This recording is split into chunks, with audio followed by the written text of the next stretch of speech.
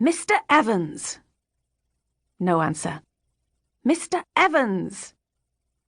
Belladonna sneaked a look over her shoulder to the back of the classroom, where Steve and his friends usually clustered. He was far away, gazing out of the window and down at the football field below. The cloud-cloaked sun was low in the sky, throwing the trees at the end of the field into stark relief and making the frost on the grass sparkle.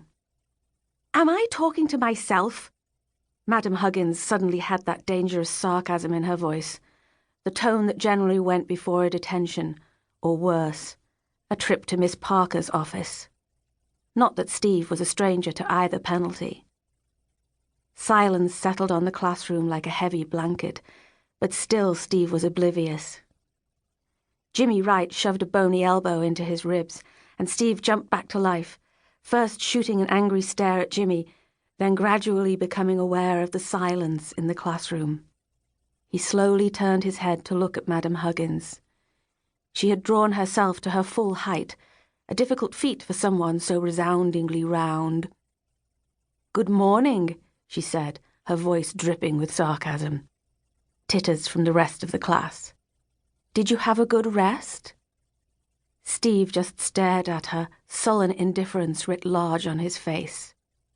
"Now, give me an example of a genitive charge." Steve stared and then cocked his head to one side and shifted in his seat. "In Latin?" he said finally. "No, in Greek, of course in Latin. This is a Latin class, you stupid boy." Madam Huggins's face had turned entirely red, except for the very tip of her nose, which was as white as snow. Belladonna began to suspect that she might explode, but instead she took a deep breath. "Look," she said, her voice strangely calm. "You don't know how lucky you are. Most schools dropped Latin from the curriculum years ago. But it's a great foundation, it really is." Belladonna bit her lip.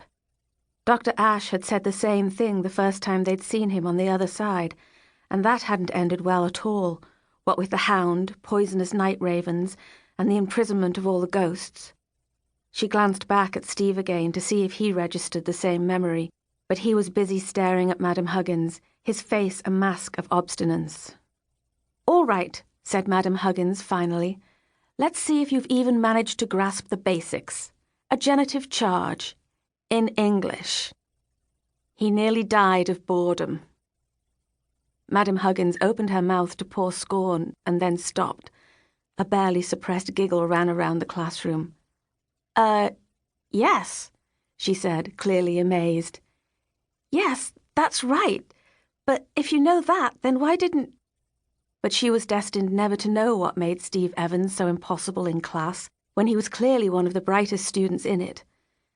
The bell rang for the end of the lesson and the end of the day. Steve scooped up his backpack and was out of the door in a flash and on his way down to football practice with the rest of his cronies. Belladonna packed up her Latin grammar, her exercise book, and her pencils. She glanced at Madam Huggins as she stuffed them into her pink backpack. The old lady had slumped into her chair behind the desk, exhausted by the sheer effort involved in trying to get a bunch of 12-year-olds to take any interest in Latin. Belladonna smiled as she passed by, but Madam Huggins didn't notice. She just stared toward the back wall of the class. Belladonna walked through the empty corridors of Dulworth's, her steps echoing on the old wooden floors and the crisp tile of the entrance hall. It was amazing how quickly several hundred students could vacate a building when they were really motivated. Of course, not everyone had gone. There were always the after-hours classes. Tonight it was orchestra practice, and the sound of chairs being dragged across the parquet floor of the assembly room was soon followed by the whining, huffing cacophony of 20 would-be musicians attempting to tune up.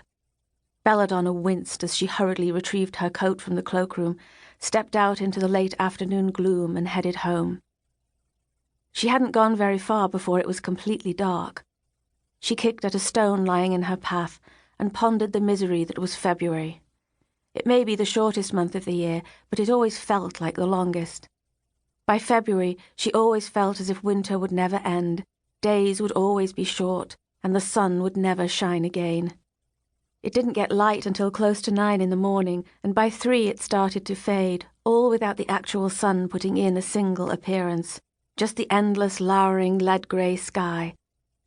At which point in her reverie, the skies opened and freezing rain began to descend. "Oh, great," muttered Belladonna, pulling her hood up. "That's just great." By the time she got home, her fingers and nose were almost blue with the cold, her feet were soaked, and her black hair was hanging in dripping strings down the sides of her face.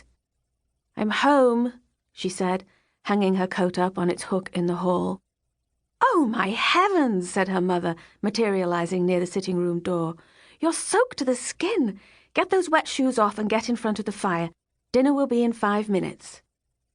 Belladonna pulled her shoes off and left them at the bottom of the stairs before wandering into the sitting-room, where her father was sitting, or more accurately hovering, an inch or so above his easy chair, watching the television. He took one look at her and let go with a single guffaw. "Ha!" he said. "You look like a drowned rat." Belladonna glared at him and sat on the floor in front of the gas fire. The news was on, of course, but it wasn't very interesting. She looked up at her father, who was watching attentively, and wondered why he was so fascinated. It wasn't as if any of it affected him. He'd been dead for nearly 2 years.